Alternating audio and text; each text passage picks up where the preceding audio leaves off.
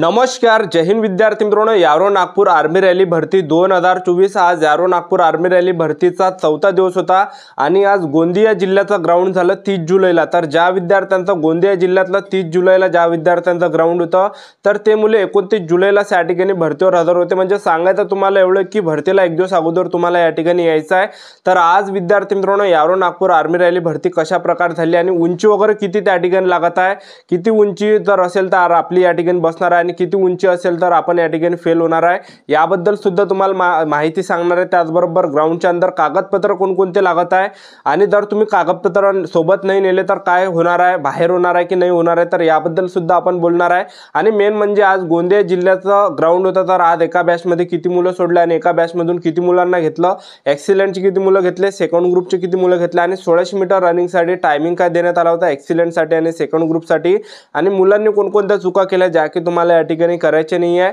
तर संपूर्ण माहिती तुम्हाला सांगणार आहे यारो नागपूर आर्मी रॅली भरती 30 जुलैला कशा प्रकारे झाली याबद्दल.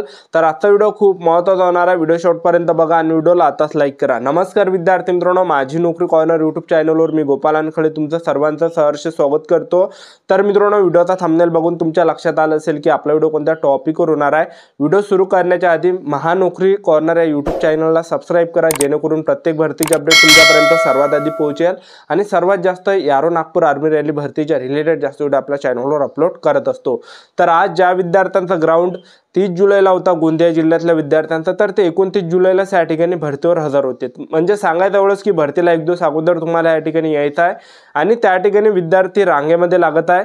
रांगेमध्ये त्या ठिकाणी 8-9 वाजतापासूनच मुले लागत आहे आणि गेटच्या अंदर जो एंट्रीचा जो टाईम आहे 9:30 ते 10:30 वाजतापासून ते गेटच्या अंदर मुलांना घेत आहे आणि गेटच्या अंदर घ्यायच्या वेळेस 2 डॉक्युमेंट त्या ठिकाणी चेक केले जात आहे, एक आधार कार्ड आणि एक हॉल तिकीट.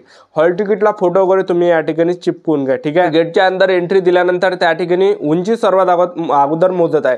तर सर्वात अगोदर उंची त्या ठिकाणी 170 सेंटीमीटर उंची घेत आहे आणि ज्या विद्यार्थ्यांची 170 सेंटीमीटर उंची बसत नाही तर त्या विद्यार्थ्यांना तिथून ज्या वेगळ्या बॅचमध्ये त्यांना म्हणजे त्यांचा एक ट्रूप त्या ठिकाणी बसून ठेवला जात आहे. असं नाही की बा आता तुमची 170 सेंटीमीटर तिथं उंची बसली नाही समजा स्टार्टिंगला तर मग तुम्ही बा फेलच होणार आहे, असं काही नाही आहे. तर ज्या विद्यार्थ्यांची 170 पेक्षा कमी असेल तर त्या विद्यार्थ्यांचं सुद्धा रनिंग होत आहे, 1600 मीटर त्यांना धावायला लावत आहे, ठीक आहे. तर हे असं कोण त्यांनी यावेळेस सिस्टम केलं कारण की त्यांचं असं म्हणणं की जे उंची मुलं 170 सेंटीमीटर वाले त्यांची वेगळी ट्रूप सोडायचं आहे आणि ज्या विद्यार्थी 170 सेंटीमीटर पेक्षा आहे त्यांचा ट्रूप वेगळा सोडायचा असं मुलांचं या ठिकाणी मत आहे. तर सर्वात अगोदर मुलांना आज गेटच्या अंदर घेतला आणि त्या ठिकाणी काय होतं की ते जे सर्वात मोठं स्टेडियम आहे मानकापूर स्टेडियमचं तर त्या ठिकाणी मुलांना 12 वाजेपर्यंत बसून ठेवलं जात आहे. 12 वाजेपर्यंत त्या ठिकाणी काहीच होत नाही. तर आर्मीवाले मोटिवेशन मुलांना करत आहे आणि थोडीशी माहिती वगैरे त्या ठिकाणची दिली जात आहे आणि मग त्यानंतर 100 मुलांना त्यांनी 1600 मीटर रनिंगच्या ट्रॅकवर त्या ठिकाणी नेला आणि त्या ठिकाणी सुद्धा आर्मीवाले सूचना देते मुलांना की तुम्हाला ह्या गोष्टीचं लक्ष ठेवायचं आहे, मोटिवेशन वगैरे करत आहे, ठीक आहे. आणि हे झाल्यानंतर आज 100 मुले त्यांनी एका बॅचमध्ये सोडले आणि एका बॅचमधले जवळपास विद्यार्थी मित्रांनो 60 मुले त्यांनी घेतले. तर टोटल 100 मुले आज एका बॅचमध्ये सोडले आणि 100 पैकी जवळपास 60+ मुले त्यांनी आज घेतले. त्यामध्ये ॲक्सिलेंटचे 45+ होते आणि बाकी सेकंड ग्रुपचे मुलं घेतले होते.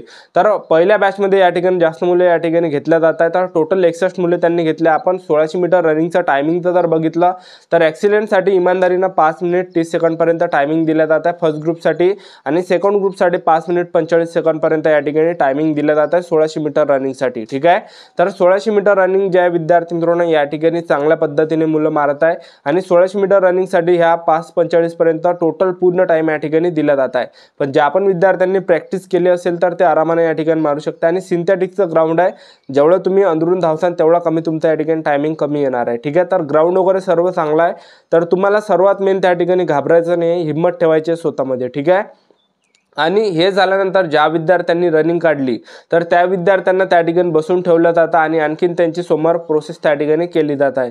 तर सर्वात अगोदर त्या ठिकाणी काय होतं की सर्वात अगोदर ज्या विद्यार्थ्यांनी रनिंग काढली तर त्या मुलांच्या हातावर ज्या विद्यार्थी मित्रांनो ॲक्सिलेंटचा शिक्का दिला जाता, ज्याने ॲक्सिलेंटमध्ये रनिंग काढली त्यांच्या हातावर ॲक्सिलेंटचा शिक्का, ज्याने सेकंड ग्रुपमध्ये रनिंग काढली त्याच्या हातावर सेकंड ग्रुपचा शिक्का, ठीक आहे.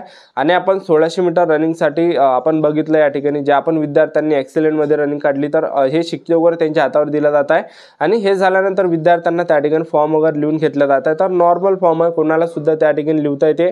आणि तुम्हाला सांगायचं एवढे की ज्या विद्यार्थ्यांना रनिंग काढली त्या ठिकाणी त्यावेळेस 20 फोटो तुम्हाला लागत आहे आणि मेडिकलच्या वेळेस 20 फोटो लागत आहे, म्हणजे जवळपास 40 फोटो त्या ठिकाणी लागत आहे। विद्यार्थी मित्रांनो 50 फोटो आपल्याजवळ असू द्या। तर हे झाल्यानंतर विद्यार्थ्यांची त्या ठिकाणी आणखीन प्रोसेस होत आहे। लॉंग जंप मुलांना मारायला लावत आहे, झिगझॅग मारायला लावत आहे आणि त्यानंतर जे 10 पुलअप्स त्या ठिकाणी काढायला लावत आहे, त्याचबरोबर सिटअप सुद्धा त्या ठिकाणी मारायला लावत आहे। तर हे झाल्यानंतर आणखीन विद्यार्थ्यांना त्या ठिकाणी बसून ठेवलं जात आहे आणि त्या ठिकाणी सर्वात अगोदर उंची त्या ठिकाणी मोजत आहे। तर उंची त्या ठिकाणी किती लागते, मेजर हाईट किती लागते ते तुम्हाला सांगून देतो। 168 सेंटीमीटर उंची त्या ठिकाणी लागत आहे। ज्या विद्यार्थ्यांची 168 सेंटीमीटर पेक्षा कमी असेल तर ते फेल होणार आहे, म्हणजे कटणार आहे। आणि एस टी कॅटेगरीचे जर तुम्ही असाल तर एस टी कॅटेगरीसाठी उंची कमी लागत आहे त्या ठिकाणी, ठीक आहे। आणि एस टी कॅटेगरी वाले विद्यार्थ्यांची उंची त्या ठिकाणी आरामाने बसणार आहे। तर एस टी कॅटेगरी वाल्याला काही या ठिकाणी टेन्शन घ्यायचं काही काम नाही, ठीक आहे। तर हे झाल्यानंतर त्या ठिकाणी विद्यार्थ्यांना आणखीन बसून ठेवलं जातं, म्हणजे रातभर त्या ठिकाणी बसून ठेवलं जातं प्रोसेसिंगसाठी। आणि ते झाल्यानंतर विद्यार्थ्यांचं त्या ठिकाणी डॉक्युमेंट व्हेरिफिकेशन होत आहे। आता डॉक्युमेंट व्हेरिफिकेशनला कागदपत्र कोणकोणते न्यायचे तुम्ही आणि सोबत जर नेले नाही तर काय त्या ठिकाणी होणार आहे ते तुम्हाला सांगणार आहे। तर त्या ठिकाणी हॉल तिकीट एक आपल्याला लागते, त्याचबरोबर त्या ठिकाणी आपल्याला 24 फोटो झालं, 10वीचं मार्कशीट, 10वीचं बोर्ड सर्टिफिकेट, 12वीचं मार्कशीट, 12वीचं बोर्ड सर्टिफिकेट, टी सी नसेल तर बोनाफाईड आणि त्याचबरोबर डोमिसाईल न्यायचा, कास्ट सर्टिफिकेट तुम्हाला सोबत न्यायचं आहे। त्याचबरोबर तुम्हाला सरपंचचा रहिवासी दाखला तुम्हाला या ठिकाणी न्यायचा आहे। त्याचबरोबर तुम्हाला कॅरेक्टर सर्टिफिकेट, अनमॅरिड सर्टिफिकेट। तर हे ओरिजिनल डॉक्युमेंट आहे आणि प्रत्येकाच्या 2-2 झेरॉक्स आहे। आर्मीवाले त्या ठिकाणी एक झेरॉक्स त्या ठिकाणी मागत आहे, पण 2-2 झेरॉक्स आपल्याजवळ पडल्या राहू दे, जेणेकरून काही प्रॉब्लेम आला नाही पाहिजे। आणि तुम्हाला सांगतो भरपूर मुले काय करत आहे की झेरॉक्सचा तिथंसा काढत आहे, ज्या ठिकाणी भरते तिथंसा झेरॉक्स काढत आहे। तर तिथंसा झेरॉक्स तुम्ही काढू नका, गावावरून झेरॉक्स काढू नये।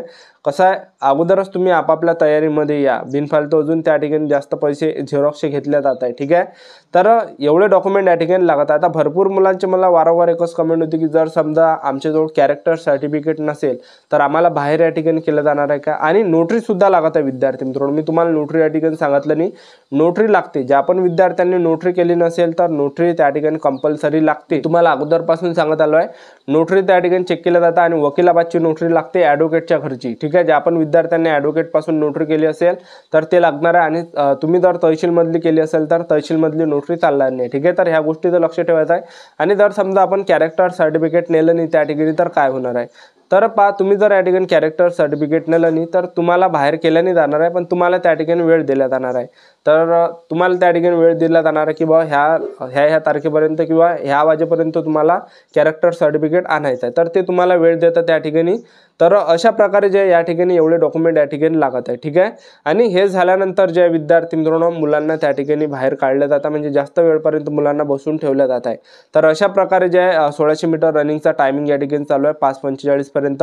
तर यारो नागपूर आर्मी रॅली भरतीचा आज 4था दिवस होता। अशा प्रकारे 30 जुलैला गोंदिया जिल्ह्याचं भरती झाली आणि 1600 मीटर रनिंग त्यांनी एका बॅचमध्ये 100 मुले सोडले आणि 100 पैकी 60+ मुले त्यांनी घेतले। तर ही होती संपूर्ण महत्त्वाची माहिती आजच्यासाठी। इथंच थांबतो, भेटूया नेक्स्ट व्हिडिओमध्ये। जय हिंद, जय भारत।